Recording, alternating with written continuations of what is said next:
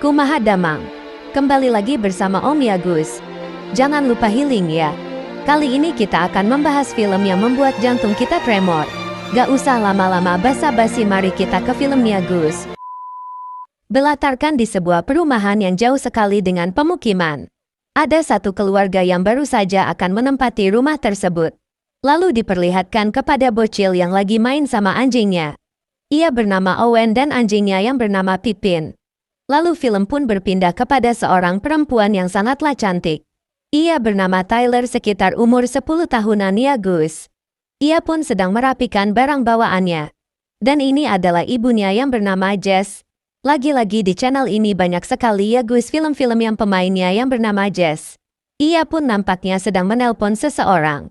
Ketika si Tyler sedang merapikan barang bawaannya, ia pun melihat adiknya si Owen sedang bermain-main di atap rumahnya yang lumayan tinggi. Ia pun menyuruh untuk turun, jangan sampai ia pun meloncat dari ketinggian 3 meter. Tetapi si Owen pun malah berisi keras ingin loncat dari atap tersebut. Lalu tak lama ia pun loncat dan ternyata di bawahnya ada setumpukan jerami yang membuat si Owen pun tidak terjadi apa-apa. Lalu ibunya pun datang dan memarahi kedua anaknya. Mereka cuma hidup bertiga ya Gus.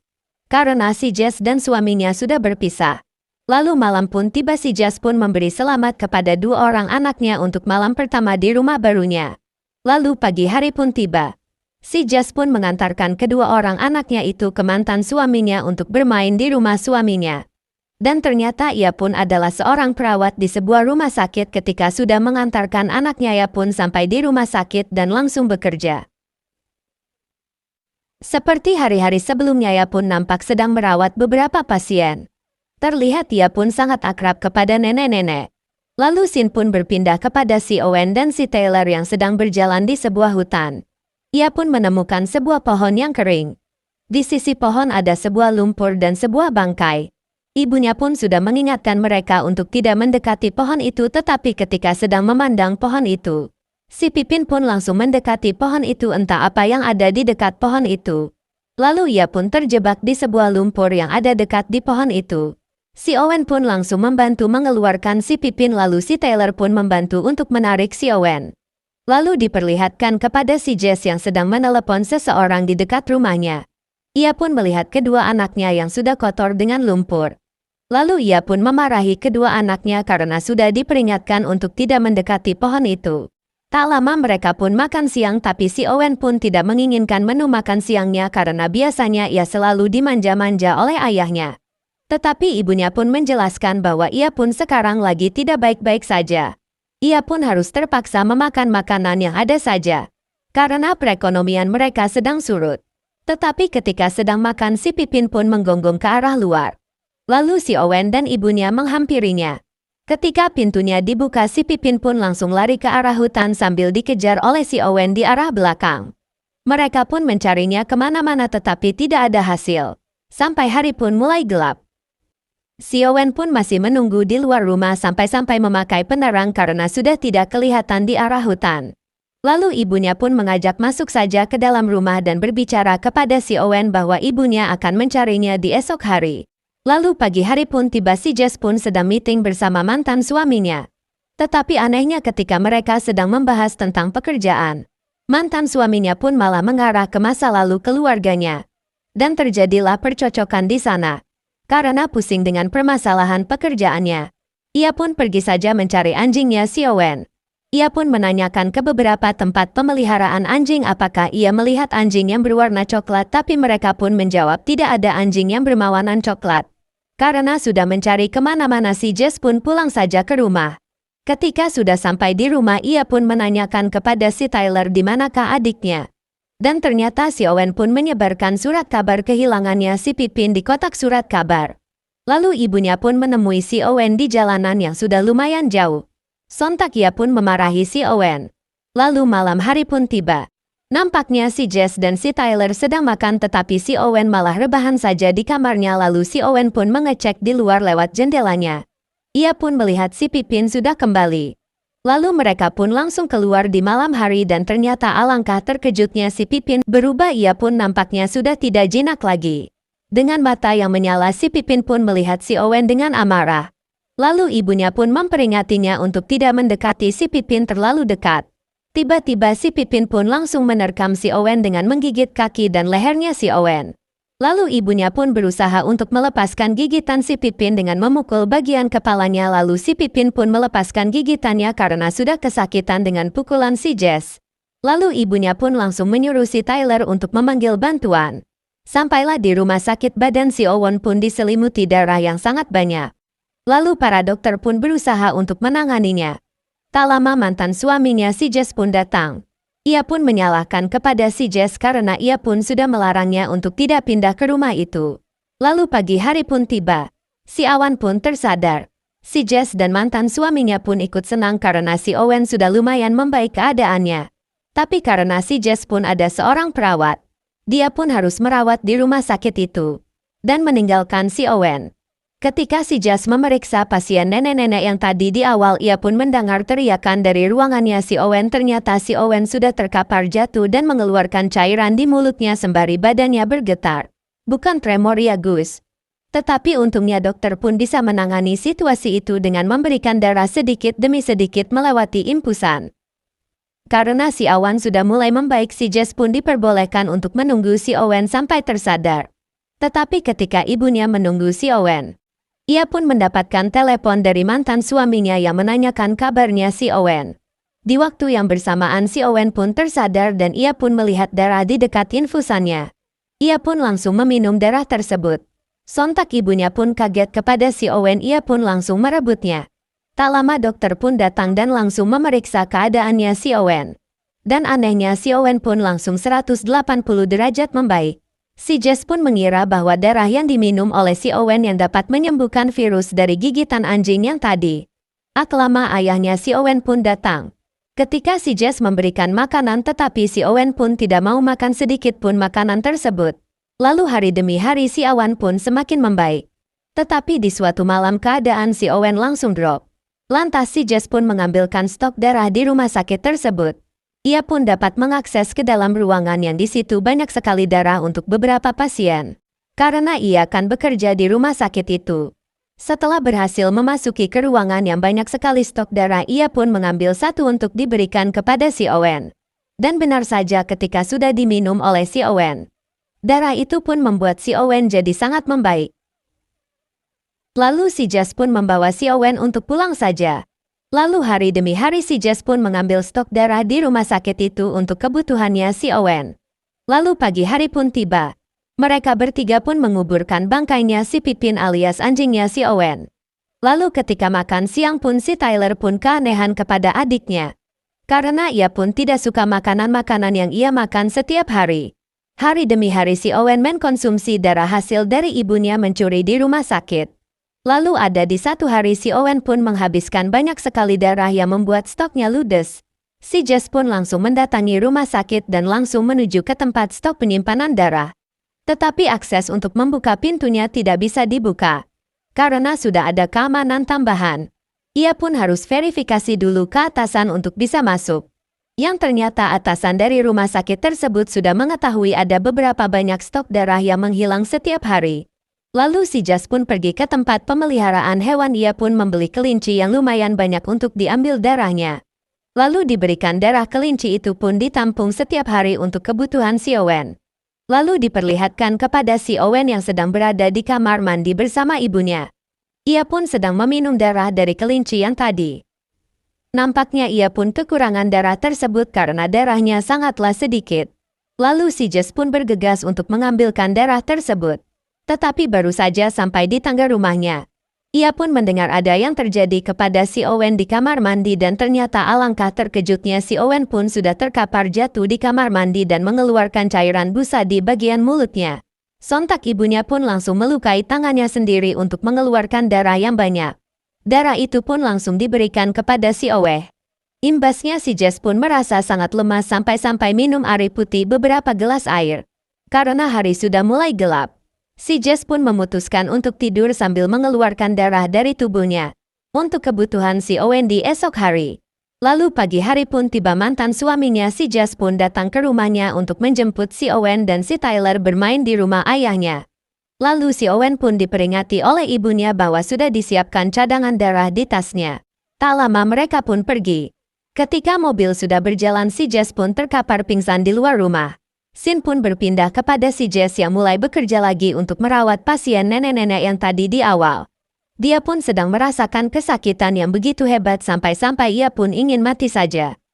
Setelah nenek-nenek itu ditangani oleh dokter, si Jess pun menghampiri ruangan nenek-nenek yang tadi. Disinilah si Jess mulai brutal. Ia pun mengambil darah si nenek untuk stok anaknya.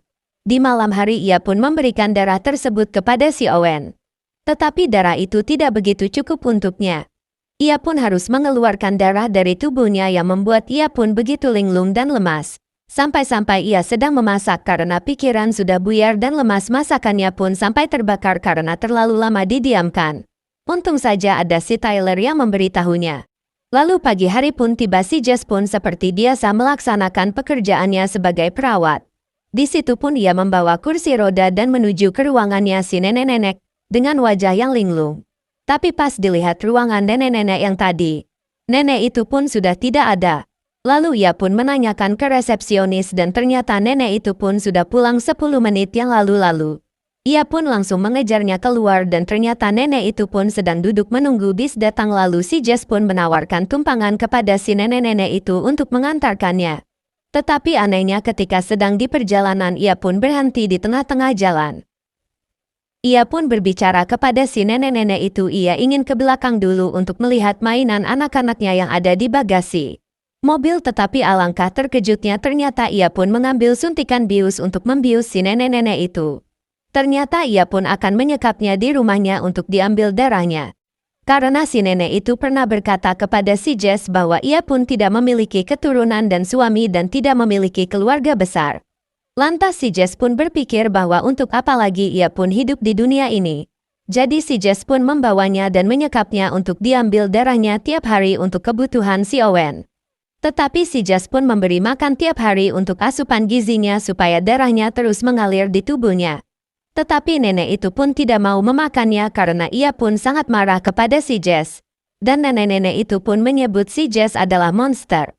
Sontak si Jess pun keluar dari ruangan penyekapan si nenek. Ketika baru saja keluar ia pun terkejut karena ada si Tyler di dekat pintunya. Lalu di pagi hari si Tyler pun sangatlah penasaran karena ada satu pintu di rumahnya yang terus dikunci sama ibunya. Lalu ia pun diam-diam masuk jalan jenderal kecil di luar rumahnya.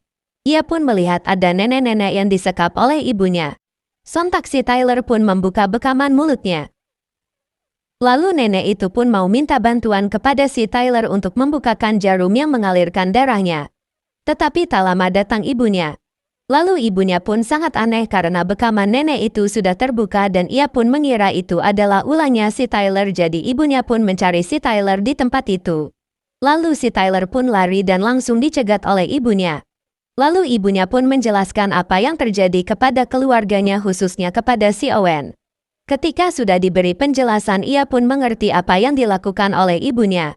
Lalu tak lama karena ada jemputan dari ayahnya untuk main ke rumah ayahnya. Si Tyler pun diberi amanat oleh ibunya untuk menjaga si Owen. Di sisi lain ibunya akan memindahkan si nenek-nenek ke tempat tidur. Nenek itu pun memohon untuk melepaskannya karena ia pun akan sukarela memberikan darahnya kepada anaknya. Tetapi ketika nenek itu dilepaskan ia pun malah ditusuk oleh gunting yang ada di dekatnya. Sontak si nenek itu pun langsung kabur, tetapi sialnya nenek itu pun terkena pukulan oleh si Jess. Lalu tak lama datanglah 2 orang polisi ke rumah si Jess. Polisi tersebut menanyakan kepada si Jess bahwa ada orang yang menghilang yaitu nenek-nenek yang ia sekap. Karena pihak rumah sakit telah memberitahu kepada polisi itu bahwa yang terakhir kali bersama nenek itu pun adalah si Jess, tapi dengan santainya si Jess pun menjawab pertanyaan demi pertanyaan dengan santuy. Di sisi lain si nenek itu yang sudah sadar dengan tangan terikat dan bibirnya yang sudah disulet sambil meminta tolong dengan sekeras-kerasnya. Tetapi polisi itu pun tidak mendengar pertolongan. Ketika si Jess sedang tidur si nenek itu pun berusaha untuk kabur. Karena usaha tidak mengkhianati hasil ia pun berhasil kabur dan masuk ke dekat hutan.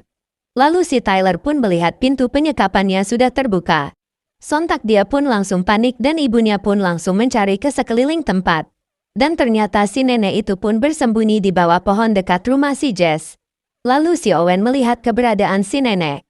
Si nenek pun lari ke hutan, tetapi sialnya nenek itu pun tersangkut oleh jaring pembatas yang mengakibatkan lehernya tertusuk jaring itu. Lalu si Owen pun datang disusul oleh ibunya. Dan alangkah kagetnya si Jess karena si Owen sudah menggerogoti darah si nenek itu. Lalu ia membersihkan si Owen di kamar mandi yang sudah berlumuran darah. Lalu ketika mereka akan tidur, si Tyler pun melihat adiknya yang sudah berubah aneh. Sontak ia pun ketakutan dan tidur di dekat ibunya.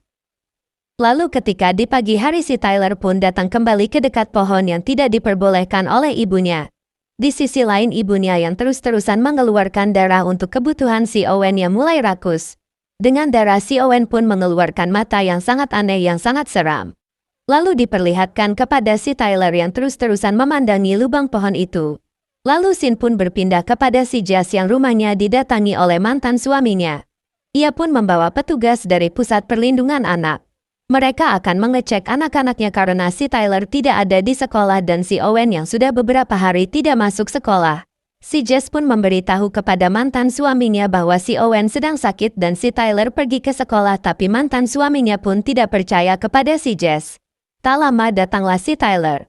Si Tyler pun langsung memberitahu bahwa si Owen harus dibawa ke tempat pohon yang tadi.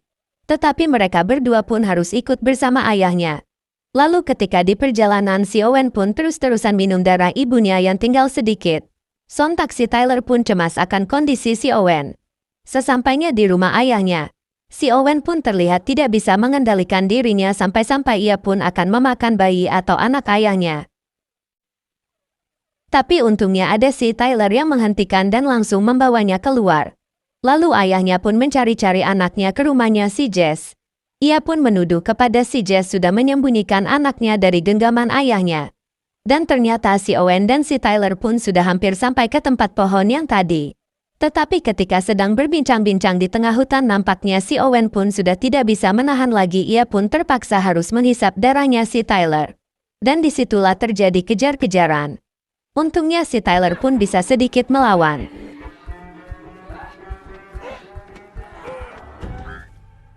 Dan setelah terjadi kejar-kejaran sampailah di dekat pohon itu. Si Tyler pun terdesak oleh si Owen karena ia pun sangatlah brutal sekaligus. Tetapi ketika si Owen akan menghisap darahnya si Tyler, untungnya datang ibunya yang langsung menghentikan perbuatan si Owen. Ia pun langsung menahan si Owen di lumpur dekat pohon itu. Lalu si Tyler pun berkata bahwa itu bukan adiknya, itu adalah orang lain. Lalu ibunya pun terpaksa menenggelamkan si Owen dalam lumpur.